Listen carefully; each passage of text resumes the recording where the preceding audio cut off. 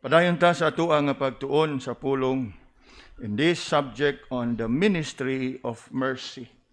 Ini nga kabuntagon, let's turn to the book of James. We have read those verses from Galatians, Romans, and Corinthians. Maybe this morning we skip all those verses and go straight to the book of James.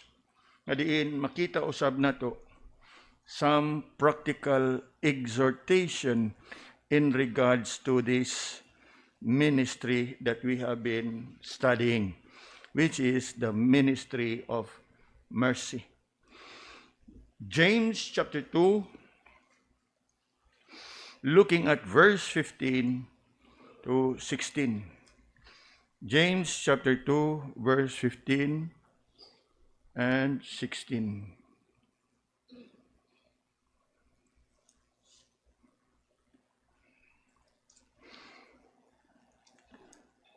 Let's read together these two verses. If a brother or sister be naked and destitute of daily food, and one of you say unto them, Depart in peace, be ye warm and filled, notwithstanding ye give them not those things which are needful to the body, what doth it profit? Now, in today's language, it simply means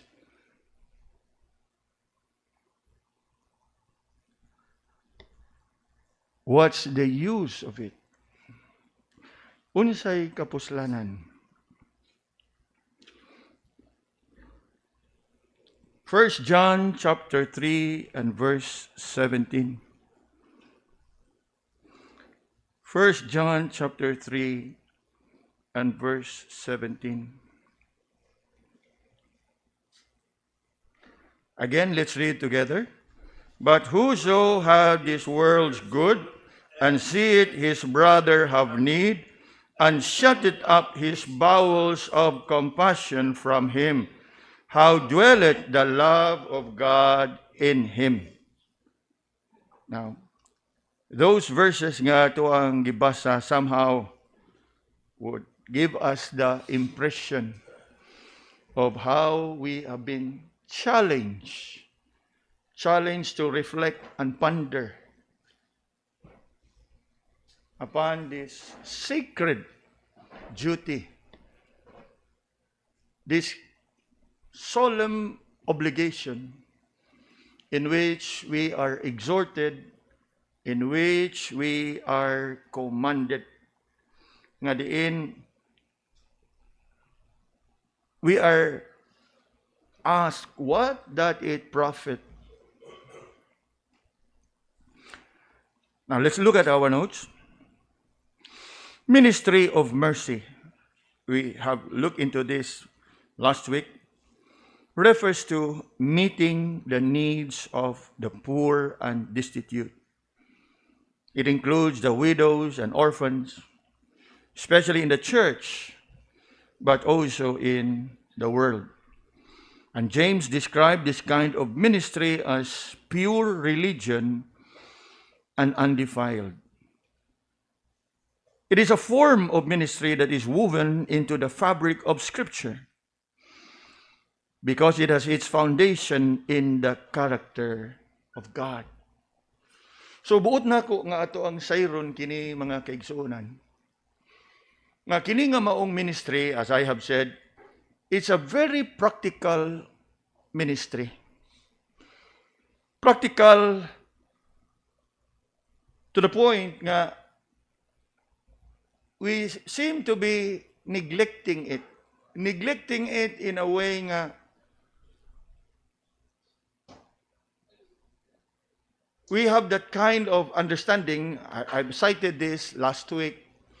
Nga hilabi na kanato nga gagikan sa kanhi natong tinuhuan ba nga ato ag yuning buhaton ug buhaton gyud nato ni haron nga muangat og makasiguro ta sa ato ang kaluwasan. Unya gikan ana nga pagtuog pagtulunan, we realize nga dili day ang mga maayong buhat mo'y magdala ka nato sa kaluwasan, and add to it, the more nga naangkon gyud nimo ang kasiguruhan sa imong kaluwasan, murabag, you would have the tendency to what? Relax. Murabag, di na kinahanglan, kay luwas na ko. And somehow, that is a reflection of the true motive of the heart, why we do good unto others. Nga, yes, there may be times back in the past, sa kanhi na itong tinuan, nga, jealous kay ta sa pagbuhat niya na, but for wrong reason. Ingon pa lang nato nga, in the guise nga nitabang ta, pero ang ultimate gyuday na itong katuyuan nga, muangat ta nga maduol ta, makasiguro ta sa atuang kaluwasan. Unya, karon nga nada ka nata sa kahayag o sa kamatuoran, mura ba og usa na sa atuang naalinggatan. Sayri mga kaigsunan nga all the more nga karon nga naa ka na sa kaluwasan, the more nga you should be pursuing this kind of ministry. Because it is when you pursue this kind of ministry nga makasiguro na gyud ka sa imong motibo. Kay it is no longer nga imong gibuhat para nga makaangkon ka sa kaluwasan, kundi imong gibuhat kay nakaangkon ka na sa kaluwasan. And that leaves you with only one motive, and that is now the right motive of helping others because they are in need. Dili kay helping others because you are in need of salvation. So mo ka na mga kaigsunan, nga diin ato ang malantawan, nga kini nga moong ministry, this is the kind of ministry that portrays. Moingon gani kag portray nga, dili lang nga imuhang gi-exhibit nga gipakita, kung dili imuhag yung gipaabot. Now, siguro, if last Friday we have looked at the love of God. The love of God declared and demonstrated. This is it. To portray is to demonstrate. Nga imong ipakita ang gugma sa Ginoo. Ug diha niya na tungod kay imuha na nang gibuhat kay naangkon ka na sa kaluwasan, so your conscience is free nga kini nga kung pagbuhat ani dili ni para sa ako kung dili para na gyud sa imong tabangan. Kay sa imong paghimo niya na, you are portraying, you are projecting. Imong yung gipaabot, dili lang imong gipakita, kundi imong yung gipaabot ngadto kanila. And of course, you are practicing ug unsa gihimo sa Ginoo. Remember what Jesus said? This commandment give I unto you, that ye love one another just as I have loved you. So mao kanay ingon pa nato ultimate nga pruweba magpamatuod nga ikaw anaa kang Kristo. And in fact, mo ginasya ang katapusan bahin sa ato ang gibasa kaganiya.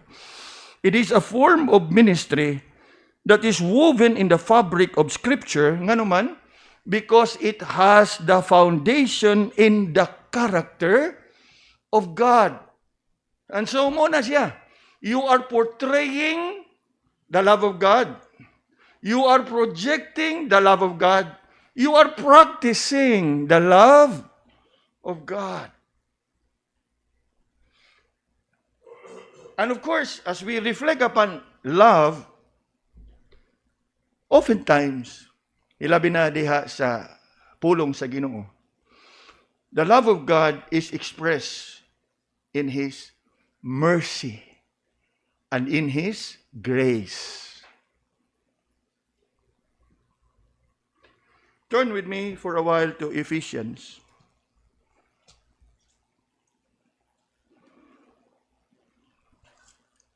Chapter 2.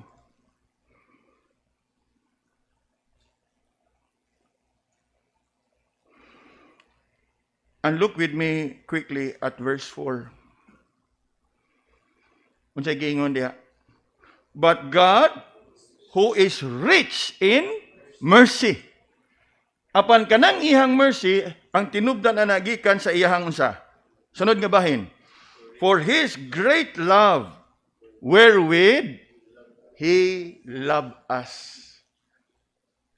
So, mercy and grace, ang tinubdan ana, ang gugma sa Ginoo.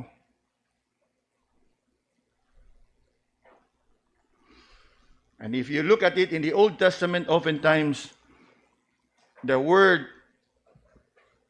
that is often translated as loving kindness and tender mercy is the very same root nga diin it describes to us the love of God. So, the next time you come across verses in the Old Testament, mingon, loving kindness, mao na siya ang gugma sa Ginoo. Tender mercies, it also would point us towards the love of God. Unya, mo kanay ang ngayon hato nga sayron dinhi, kay ingon gyud diha, it is a form of ministry that is woven in the fabric of Scripture because it has its foundation in the character of God Himself. Now, in the Old Testament, in the Mosaic Law, if a person took a coat from someone as a pledge for a future payment, he had to give the coat back by nightfall so the owner of the coat would not get cold. Now, of course, kanang gitawag dihag pledge, mga kaigsunan, siguro og sa atua pa na karon nga lingwahe, collateral.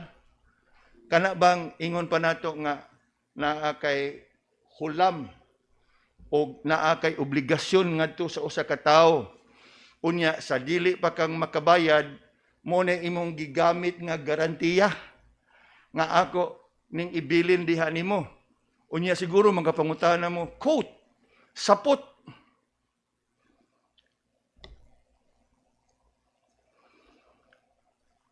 Now, the fact nga ang maong tao, he can only offer ang iyang sapot nga mo iyang collateral, unsay buot pasabot ana? Reflect, unsay buot pasabot ana? Sa ato pa, grabe na ang iyang kalisod. Yes, let me encourage you. Kaya usay mingon, kagrabe po, wa nagilaing mapalo, quote, na dili na mao. Ang punto diha, the fact nga ang iyahan ng sanina, iyang collateral, o sa ato bang term ron, prinda, sa ato pa, pobre na gyud siya, kaya wa nagisilain ma. Nakuha na to? Kaya usahay, when we read the scripture and when we interpret the scripture, we are so easily, we become so critical. Wa nagilain nga mo. Now, the fact na kana nag-iiyahang nahatag, that means wa nagilain. Nakuha na to? That means the person is really destitute.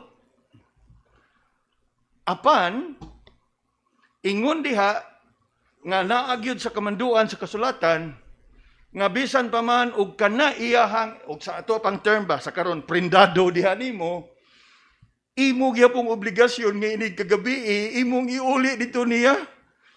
Haron nga di siya mahikawan sa iyahang covering sa panahon sa kabugnaw sa kagabion. Na-imagine na, so mag-uliay mo, kay kilbuntag, Brad, ako na sige hatag ni mo, Brad.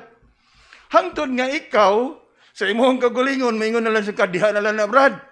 Unya, usahay po, kay ingon ni mo diha na lang, Brad, muna lang, i-consider na po ito nga, impas. Di ba, tinoon? Nga naman, naamagid sa atong human nature.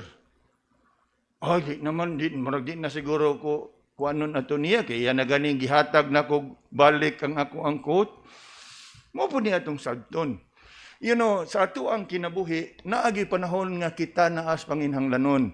Apan kung ikaw naakas panginhanglanon, make sure that you be able to abide your part of your pledge.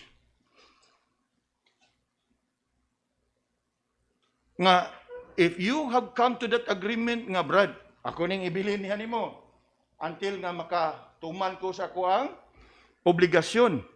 Pero ikaw pod nga ni hatag sa mao nga obligasyon agi og pagtabang niya, you must be aware of it nga ug mao na lang gyud ni iyahang the only possession nga iyahang magamit inig panahon sa kagabion, igtingbugnaw ang panahon, imong katungdanan nga imo nang ipagamit niya. Pero ikaw po nga gipagamit, you continue to be and must be conscious and be thankful nga salamat Brad. Inig kaugma, subang na sa adlaw, imo na pong uli. Yes, that is the Levitical and the Mosaic law. In other words, you must abide sa imuhang respective parts in your, ingon pa nato, pledge sa inyuhang sabutan. Tanaan na ito, ha? Padayon na ito. If a person took a coat from someone as a pledge for future payment, he had to give back the coat back by nightfall, so the owner of the coat would not get cold. That is in itself ministry of mercy. Now, mo ni atong sabton. Kanabitaw say makadungog ta utang, pangayo, hatag. We must be careful to understand. Kaya if there is a pledge, kasabutan, let's try our best that we fulfill our part. Kaya nga naman, we're supposed to be engaged in the ministry of mercy. Dili ni siya engaged in lending, collateral, or gaining, kanang gitawag sa atuang panahon karon patanto, patubuan. We are engaged in ministry of mercy. Now, many of us come from that background nga sa ato bang nga mga kapritso kaniadto. Nga ato mga ingon pa nato mga mahalon nga mga gamit atong ibilin unya ilista na lang kag yellow card good for 1 month and 1 week. Unya, iabot pa nimo dito. Ingon nga, og dili impas, labi pa og interesado sad kayo ang imong gibilhan sa item nga imong gibilin. Stricto kayo. Nya, usahay nga, ikaw po nga desperado, maingon po ka nga, pun-i raga may pre, kay mo raga piki man. So, magpapuno. Sige, punan yung kahangton nga dili na yun mo kuha. Now, we are not engaged, we are engaged in a ministry of mercy. In other words, to address the need sa panginahanglanon without any intention of gaining something sa imuhang pagtabang. Gani ningon diha nga og mao nag-iimong nabilin, kinahanglan imong ibalik dito niya para nga naagi siya magamit nga kaputi o paghatag o kainiton diha sa iyahang lawas. The following day, iha na pong balik. Now, we move on. That was a fairly innocuous command, but notice the reason it was given. Innocuous in a sense nga mura ba og something ridiculous ba og sa tuwa ano unsa man mag-uli ay landita ani mura gingon ana ba. But that is what is required. Kay nga naman we're not engaged in money making, we're not engaged in profiteering. We are engaged in mercy. Kadako anang pagpaabot sa kaluoy nga imo na unta na nga item kay maoy collateral apan maon lang giiha, that is what is left of him nga mo'y maghatag og kainiton sa mabugnaw nga kagabion, dili nimo angay hikawan ang imong igsuon ni anak.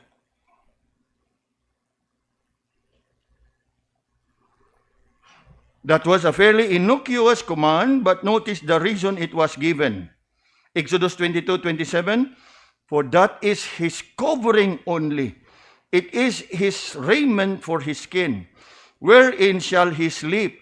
And it shall come to pass when he crieth unto me, that I will hear for I am gracious. The Jews were to show compassion to the poor in the midst because they serve a compassionate God. Ministry of mercy. Moreover, the Jews were to never completely harvest their land, so the poor always find food.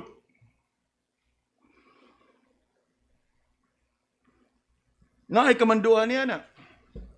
In fact, if you are familiar with the book of Ruth, there was that account nga when Ruth followed her mother-in-law back to Bethlehem, and she gleaned over the field of Boaz. Nga diin, it was purposely nga gibinlan gyud diha. Apil na sa kamanduan og balaod to provide for the poor neighbors. Karon ang mahitabo mao ni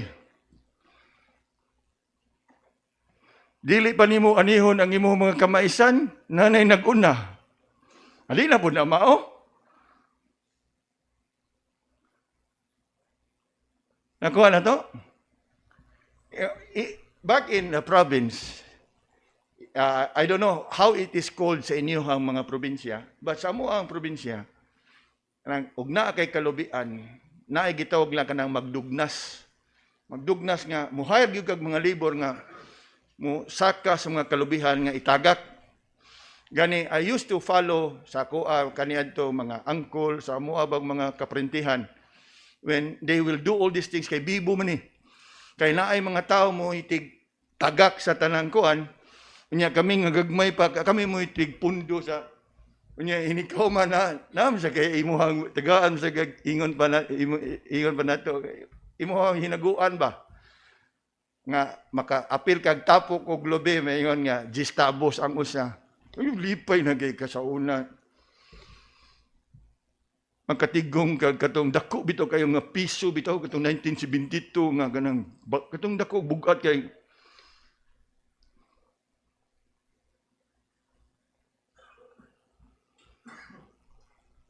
it's a joyful experience. Nga diin maka-apil ka sa pagkanang tapok ana. Kay inigtapok nimo ana naa po dito lain na po itong mga pundok ngadto ang mubuak. Nya naa po gitawag og kanang tiglugit.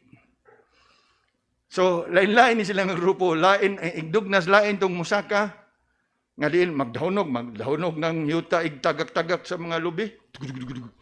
Nya ni ka-clear na tanan kami mga batang gagmay mo mudagan dito nya tapukon ang mga lubi. Nya dalhon dito sa kilid nga dito na po itong naitig buak ang uban dili na katong kanang sundang kung dili na usa ka murag barabang ana lang dito bunot unya na po itig lugit. So dito mo na din tong kupraso na dayon.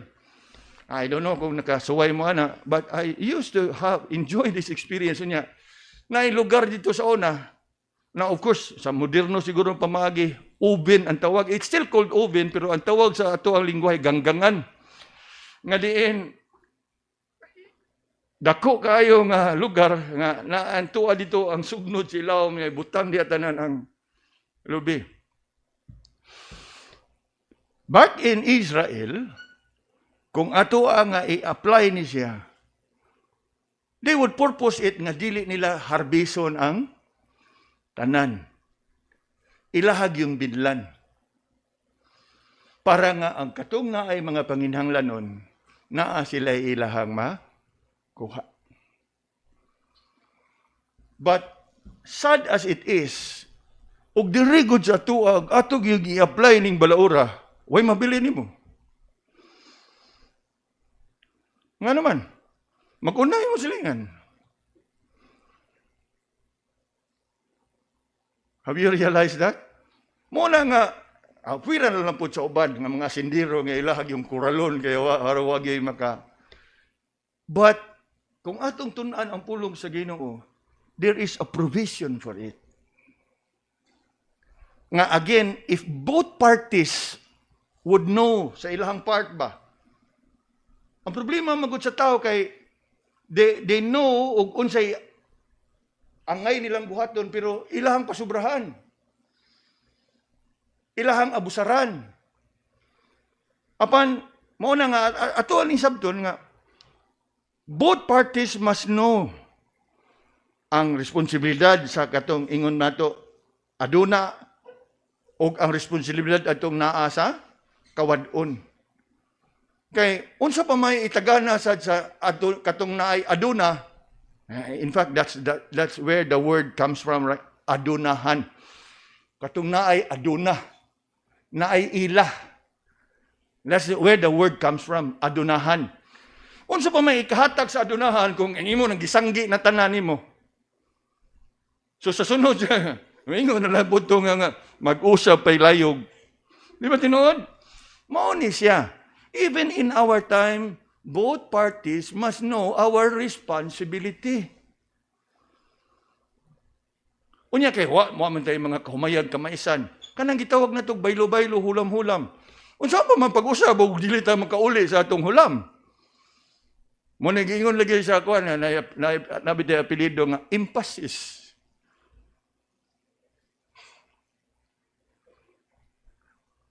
Di ba no? Tanawon. But again, we are not engaged in business. We are in a ministry of mercy. Ingon diha, the Jews were to never completely harvest their land, so the poor could always find food. Binlan yun. Gani, dito sa probinsya, bisan ka ng imuhang saging, kuan, binlan.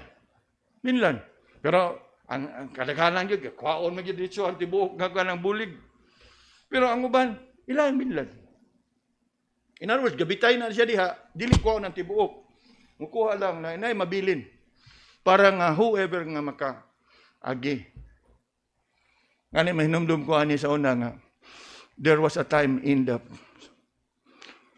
early part of the 1980s, ngayon pa na ito, baga pa ang kalihukan dito sa, anong gitawag na ito, mga walhon ba? Nga, mo po ilaha nga kanang kabuhian in town. Nga diin, naamay gitawag na ito og kanang masa. We call it masa. Ngayon pa na ito, mga supporter ba nila. Og mo na ilaha, they would leave a portion nga diin, para nga magamit sa maong mga tao. Now, padayon ta ha? While there were many specific commands throughout the law on how to care for the poor in Israel, here is one general command. Ingon diha. If there be among you a poor man of one of thy brethren, within any of thy gates in thy land, which the Lord thy God giveth thee, thou shalt not harden thine heart, nor shut thine hand from thy poor brother.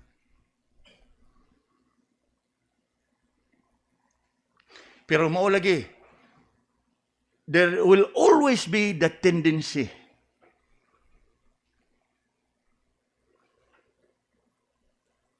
na ay mga tao nga naas kawadon, nga tugutan ba? Tugutan, okay. Puyo ka diha. At least nga ikaw po'y makalantaw sa ako ang kayutaan. Nindot na unta gayo. O naa kay imuhang kanang higayon, makalugar ka, pagpananom diha. Haron naa kay imuhang magamit.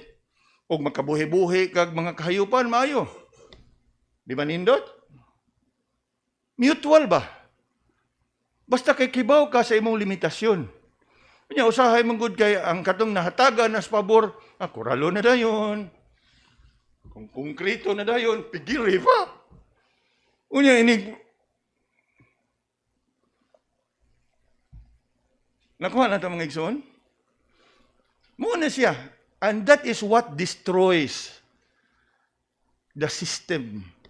Kaya kung imong tunan bitaw ang kamanduan sa pulong sa Ginoo, kung ato lang yun, if both parties would know our part, would know our role, our responsibility, hamugaway ang kinabuhi. Everyone will have his and her provision. Pero human nature na agyon na kanunay ang mo abusar, mo exploit, mo pahimos. Nga, mao bitaw na maingon nga, puyo-puyo pa na ron, barong-barong pa na ron, ato-ato pa nagsako, sunod ni mong lingi ana, nipa, sunod ni mong lingi ana, nanay dingding, unya mo, I don't know if you are aware of it, mo man ay, marag na may balaod na nga, pwede ni mo ikuan, pero ayaw pa dingdingi, ayaw pa butangig haligi, kay temporary nga structure, kaya pabutangan naghaligi, mabutangan nagatub dingding, maglisod na gyud kag patangtang, ana. And that is what usually happens. Unya, ang katuintawong adunahan nga out of pure motive nga makaataba nga masaka ang atang imong kahimtang, eventually maupay mahimong dautan. Panglupig, pagdaog-daog. You know, this has always been the problem of our society. Apan, we must understand, atong dawaton ang kamaturan, that yes, we will always be subjected to exploitation. Apan taliwa niya ng atanan, dili unta ta maluya. Although maluya gid ta og naay panahon yun nga maluya, pero dili gid nato itotally ba nga atong sirad-an atong kaugalingon sa paghimo sa maong ministry of mercy. Nga naman, tanaw ko na atong gibasa nga verse, Deuteronomy 15:7.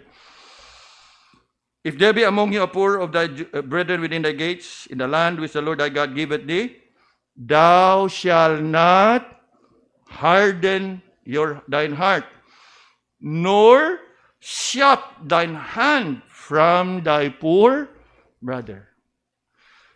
Ayaw paghahia ang imuhang kasing-kasing, ug ayaw sila hikawi sa imong tabang. We will continue this, God willing, sa sunod nato nga pagtuon. Ginoo, salamat sa padayon nimo nga pagtudlo kanamo.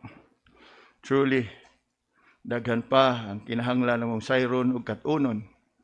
So we be able to fulfill and do such ministry.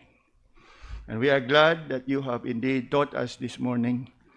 We pray, padayon ka, Ginoo, nga maglihok siya sa mga kasing-kasing, nga sa tanan nga mong gikatunon, nakatunan, padayon usab namong tinguhaon, nga kini among ma-apply sa kada adlaw. O Lord, have mercy upon us. Bless us now as we prepare ourselves to come to you in worship. In Jesus' name we pray. Amen.